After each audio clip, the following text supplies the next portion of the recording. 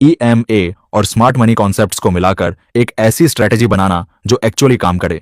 लेकिन उससे पहले एक जरूरी बात, क्या आपने कभी सोचा है कि जब भी आप EMA क्रॉसओवर पर ट्रेड लेते हैं तो अक्सर वो ट्रेड लॉस में क्यों जाती है? आप 9 और 20 EMA का क्रॉसओवर देखते हैं, कैंडल क्लोज होती है, आप एंट्री लेते हैं और फिर क्या होता है? मार्केट आपके अगेंस्ट जाती है, स्टॉप लॉस हिट होता है और आप सोचते हैं यार EMA काम ही नहीं करती। लेकिन भाई सच ये नहीं है। सच ये है कि 90% रिटेल ट्रेडर्स EMA का गलत तरीके से इस्तेमाल करते हैं। वो EMA को एक सिग्नल मशीन की तरह ट्रीट करते हैं, जैसे ही क्रॉस हुआ एंट्री ले लो, बस। यही उनकी सबसे बड़ी गलती है। आज इस वीडियो में मैं आपको दिखाऊंगा कि EMA को लिक्विडिटी और ऑन ऑर्डर ब्लॉक के साथ कैसे जोड़ा जाए, एक ऐसा सिस्टम जिसे मैं कहता हूं इंस्टीट्यूशनल मूविंग एवरेज स्ट्रैटेजी। ये स्ट्रैटेजी वही है जो स्मार्ट मनी यानी बिग प्लेयर्स एक्चुअली यूज करते हैं। तो अगर आप सीरियस हो ट्रेडिंग में तो इस वीडियो को एंड तक जरूर देखिए, ठीक है? तो पहले बात करते हैं EMA की सेटिंग्स की। बहुत से लोग पूछते हैं भाई कौन सी EMA यूज करें, तो सुनो ध्यान से। इंट्राडे स्कैल्पिंग के लिए हम यूज करेंगे 9 EMA और 20 EMA, और ओवरऑल ट्रेंड कंफर्म करने के लिए यूज करेंगे 50 EMA और 200 EMA। ये चारों EMA अलग अलग काम करती हैं और इन्हें एक साथ समझना बहुत जरूरी है। अब EMA को सबसे पहले जो गलत तरीके से समझा जाता है वो ये है, लोग EMA को सिर्फ एक लाइन मानते हैं। लेकिन भाई EMA एक लाइन नहीं है। EMA एक डायनामिक सपोर्ट और रेजिस्टेंस है।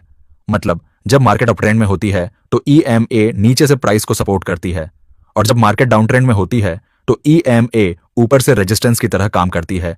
चार्ट पर देखो, जब भी प्राइस 9 या 20 EMA को टच करती है और वहां से बाउंस होती है तो ये रैंडम नहीं होता। ये इसलिए होता है क्योंकि बहुत सारे ट्रेडर्स उस एरिया में अपने ऑर्डर्स प्लेस करते हैं। EMA एक मैग्नेट की तरह काम करती है, प्राइस उसकी तरफ अट्रैक्ट होती रहती है। अब एक और इंपॉर्टेंट बात, 200 EMA। ये सबसे जरूरी EMA है ट्रेंड कंफर्म करने के लिए। अगर प्राइस 200 EMA के ऊपर है तो ओवरऑल ट्रेंड बुलिश है, अगर नीचे है तो बेयरिश। बस इतना याद रखो, बाकी सब इसके बाद आता है। अब आते हैं असली टॉपिक पर, EMA और स्मार्ट मनी कॉन्सेप्ट्स को कैसे मिलाएं, और यहीं से ये स्ट्रैटेजी दूसरों से अलग हो जाती है। भाई ये सबसे इंपॉर्टेंट कंसेप्ट है जो आज आप सीखोगे। EMA के पास जो एरिया होता है वहां रिटेल ट्रेडर्स के बहुत सारे स्टॉप लॉसेस क्लस्टर होते हैं, और स्मार्ट मनी यानी बिग इंस्टीट्यूशंस, हेज फंड्स और लार्ज ऑपरेटर्स, ये लोग जानते हैं कि रिटेल ट्रेडर्स कहां अपने स्टॉप लॉस रखते हैं। तो होता क्या है, प्राइस EMA के पास आती है, वहां रखे हुए रिटेल ट्रेडर्स के स्टॉप लॉसेस को हंट करती है, इसे कहते हैं लिक्विडिटी स्वीप, और फिर एक्चुअल डायरेक्शन में मूव करती है। ये EMA ट्रैप है। तुमने एंट्री ली 20 EMA क्रॉस पर, प्राइस थोड़ा नीचे गई, तुम्हारा स्टॉप लॉस हिट हुआ और फिर प्राइस वापस ऊपर चली गई। Sound familiar? यही होता है हर बार। तो सवाल है फिर एंट्री कब लें? जवाब है तब जब तीन चीजें एक साथ अलाइन हो। पहली, प्राइस EMA को टच करे। दूसरी, वहां कोई रिजेक्शन कैंडल हो जैसे कि पिन बार, डोजी या एंगल्फिंग कैंडल। और तीसरी, उस एरिया में कोई ऑर्डर ब्लॉक भी मौजूद हो। ये तीनों जब एक साथ मिलते हैं तो वो एक हाई प्रोबेबिलिटी सेटअप बनता है। चार्ट पर देखो, EMA के पास प्राइस आई, वहां एक बुलिश ऑर्डर ब्लॉक था जो पहले से आइडेंटिफाई था, और प्राइस ने वहां से एक स्ट्रॉन्ग रिजेक्शन कैंडल दी। यही है द रिजेक्शन सेटअप। यही वो मोमेंट है जब स्मार्ट मनी अपनी पोजीशन बिल्ड कर रहा होता है। अब इसमें SAMC की भाषा जोड़ें।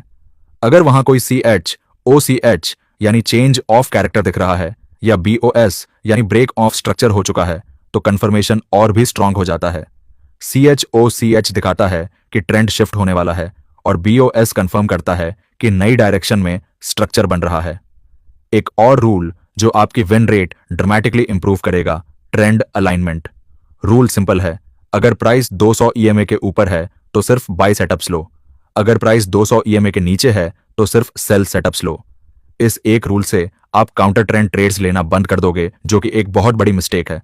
मान लो निफ्टी 200 EMA के ऊपर है, तो हम 9 से 20 EMA के पास बाय के SMC सेटअप्स ढूंढेंगे, bullish order blocks, CHOCH from bearish to bullish, BOS to ऑपसाइड।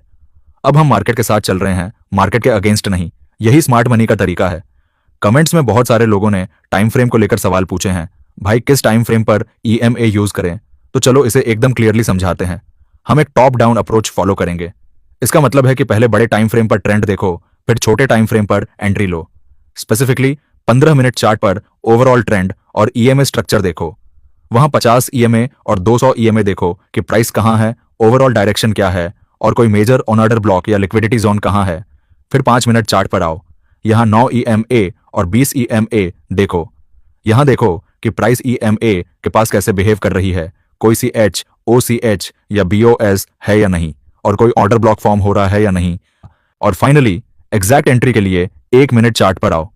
यहां आप देखोगे कि प्राइस किस कैंडल पर ईएमए को टच करके रिजेक्शन दे रही है। यहीं आपका ट्रिगर कैंडल होगा। यहीं से एंट्री लेनी है, स्टॉप लॉस लगानी है और टारगेट सेट करना है। इस अप्रोच का सबसे बड़ा फायदा यह है कि आप छोटे टाइम फ्रेम के नॉइज में ट्रैप नहीं होते। आपकी एंट्री हमेशा बड़े टाइम फ्रेम के ट्रेंड के साथ होती है, और जब ट्रेंड और एसएमसी सेटअप दोनों अलाइन हो तो वो ट्रेड लेने का सबसे अच्छा मौका होता है। अब चलते हैं एक्चुअल चार्ट पर।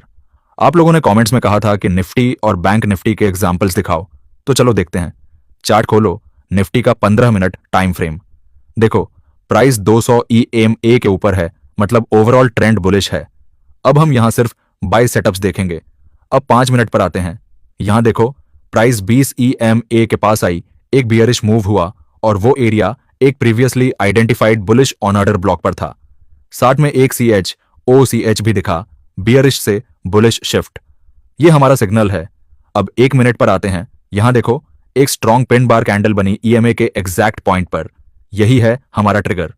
एंट्री ली उस पिन बार के हाई के ब्रेक पर, स्टॉप लॉस रखा उस कैंडल के लो के नीचे और टारगेट सेट किया अगले लिक्विडिटी जोन पर, जहां पहले एक हाई था और वहां के ऊपर बाय स्टॉप ऑन ऑर्डर्स होंगे। रिजल्ट देखो, ट्रेड में एंट्री के बाद प्राइस ने एग्जैक्टली वही किया जो हमने एक्सपेक्ट किया था। बीओएस हुआ अपसाइड में और प्राइस क्लीनली टारगेट तक पहुंची। रिस्क रिवॉर्ड 1:3 था। यही है EMA plus SMC strategy in action. अब बैकटेस्ट की बात करते हैं। मैंने पिछले 5 ट्रेडिंग डेज का बैंक निफ्टी चार्ट मैन्युअली चेक किया इसी स्ट्रैटेजी से। EMA rejection plus order block plus trend alignment, और रिजल्ट्स थे 5 में से 4 सेटअप्स प्रॉफिटेबल थे। एक सेटअप में मार्केट ने रेंज में रहकर सेटअप को निगेट किया और हमारा स्टॉप लॉस हिट हुआ, लेकिन वो लॉस स्मॉल था क्योंकि स्टॉप लॉस डिसिप्लिन्ड था। यही है असली गेम। 100% विन रेट कोई स्ट्रैटेजी नहीं देती, ना ईएमए, ना एसएमसी, ना कोई और इंडिकेटर। लेकिन जब आपका रिस्क रिवॉर्ड रेशियो 1:2 या 1:3 हो और आप 60 से 65% ट्रेड्स प्रॉफिटेबल ले रहे हो, तो आप कंसिस्टेंटली प्रॉफिटेबल ट्रेडर बन सकते हो। तो दोस्तों, आज हमने जो सीखा उसे एक बार रिकैप करते हैं। ईएमए सिर्फ एक क्रॉसओवर टूल नहीं है, यह एक डायनामिक सपोर्ट रेजिस्टेंस है। स्मार्ट मनी ईएमए के पास रिटेल ट्रेडर्स के स्टॉप लॉसेस को हंट करता है। यही ईएमए ट्रैप है। सही एंट्री तब लेनी है जब ईएमए, ऑर्डर ब्लॉक और रिजेक्शन कैंडल तीनों अलाइन हो। ट्रेंड फिल्टर के लिए 200 ईएमए सबसे इंपॉर्टेंट है। Always trade with do trend. और टाइम फ्रेम के लिए टॉप डाउन अप्रोच यूज करो। 15 मिनट, फिर 5 मिनट, फिर 1 मिनट। अब आपके लिए एक स्पेशल होमवर्क है, और ये वो चीज है जो रियली आपको इंप्रूव करेगी। अभी जाओ और पिछले 5 ट्रेडिंग डेज के निफ्टी या बैंक निफ्टी चार्ट पर 9 ईएमए और 20 ईएमए लगाओ। हर उस पॉइंट को आइडेंटिफाई करो जहां प्राइस ईएमए को टच करके बाउंस हुई। फिर देखो, क्या वहां कोई ऑर्डर ब्लॉक था? क्या वहां कोई रिजेक्शन कैंडल बनी थी? क्या 200 ईएमए के रिलेटिव पोजीशन के अनुसार वो ट्रेड लेना सही होता? ये एक्सरसाइज करने के बाद कमेंट में जरूर बताओ कि आपको कितने वैलिड सेटअप्स मिले। जिसने सबसे ज्यादा एक्यूरेट सेटअप्स आइडेंटिफाई किए, उसे मैं अगले वीडियो में फीचर करूंगा। और हाँ, अगर आप चाहते हो कि मैं इस स्ट्रैटेजी का एडवांस्ड वर्जन भी कवर करूं, जिसमें हम फिबोनाची और वॉल्यूम को भी ईएमए प्लस एसएमसी के साथ ऐड करेंगे,